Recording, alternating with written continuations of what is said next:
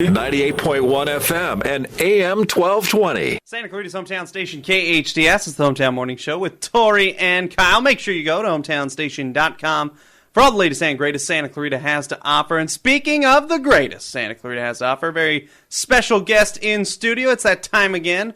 Dr. Jamie Ronchetto joins us in studio. Dr. Jamie, how are you?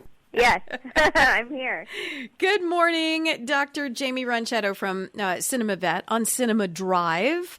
So the big question is, we just heard Dr. Sanjay Gupta talk about our pets having to make a huge transition, and that's what I want to talk to you about today. Because we're seeing things open up, people are getting back to work. I mean, there was a huge percentage of people who were working remotely for a year. And it seemed long to us. It must seem super long to pets. I don't know. You know, Right. they say pets, the whole age thing is like, 7 or 5 years to our one. Right. So I can only imagine, what do you think a year feels like to a dog or a cat? How long is that? Yeah, it probably does feel like a very long time, and I'm sure they've loved every minute of it, having their people home with them all the time. So now what do we do as we try and make that transition? Because now even the schools are opening and the kids are, so it's not only the adults going back to work, but it's also the kids going back to school. Now what? How do we do this? Right. Well, I mean, certainly it may be a little bit difficult transition, but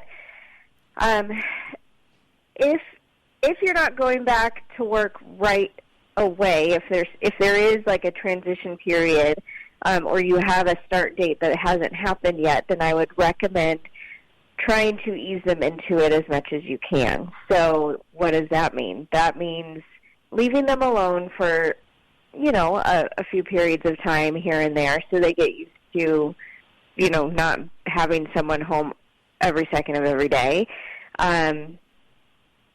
If they're crate trained and they're comfortable in their crate, sometimes that can help because it's a secure area for them.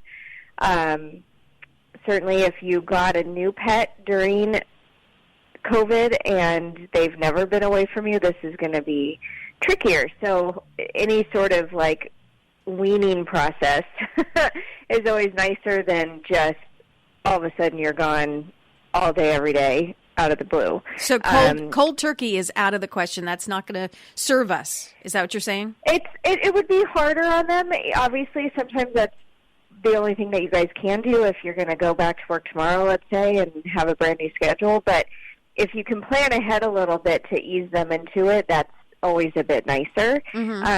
They do learn schedules. I mean, I have cats, and they definitely know when my day off is versus a work day. They act different on the days that I'm supposed to be home. Now, what do they do? That's really interesting. What do they do or don't do? Like on the days that I work, they won't even get out of bed. They're just like, oh, yep, I'm going to have to get up and, they don't follow me around. But on the days that I'm off, if I'm usually supposed to be home, like they'll follow me downstairs. They'll wait for me to get situated wherever I am, if it's at my, office at home or if it's on the couch and having a relaxing day, they want to be with me and they just sort of follow me around all day versus a work day. They can't even be bothered to get out of bed. They just stay.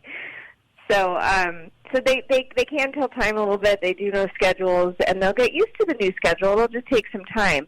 And if you find that your pet is being a lot too anxious about it or is being destructive or doing any kind of behavioral things that are unwanted or concerning, then that would definitely be the time to talk to your vet about it.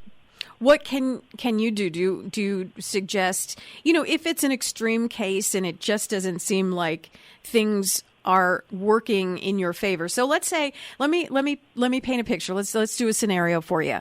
So I know that 30 days from now, sometime in April, I'll be going back to work full time and I'll be gone most of the day. No one else is home. The pet would be by themselves.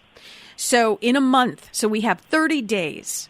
And I start little by little maybe going to the mall, giving them space like you suggested. But it's not working. It's not working. They're being destructive, or they're messing in the house, things that they've never done before.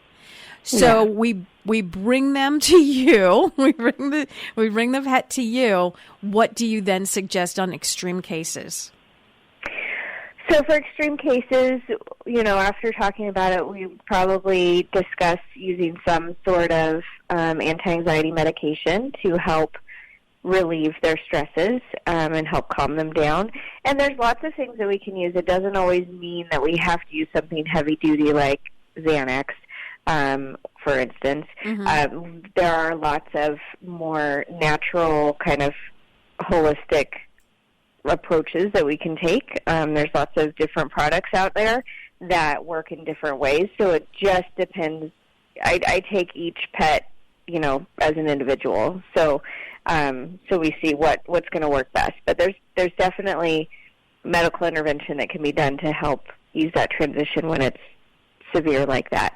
And the other thing to consider is sometimes it's coincidental. Like if your pet all of a sudden is urinating in the house and having accidents and never has before, it could still be behavioral. But with things like that, we do want to rule out, is there a medical problem? Does your pet have a UTI? And that's why they're urinating in the house, not so much because you're gone, but there's something else going on.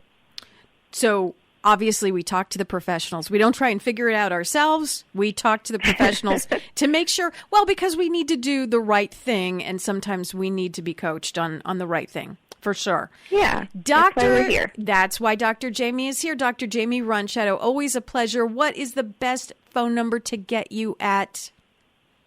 I know that was bad grammar. What is the best? What's the best phone number if we need to make an appointment or we want to talk to you about easing our pets back into this kind of transition? What's the best phone number? Yeah, you can reach us at 661-253-9300. And it's cinemavet.com on Cinema Drive. Dr. Jamie Ronchetto, have a great rest of your week. Thank you. You too.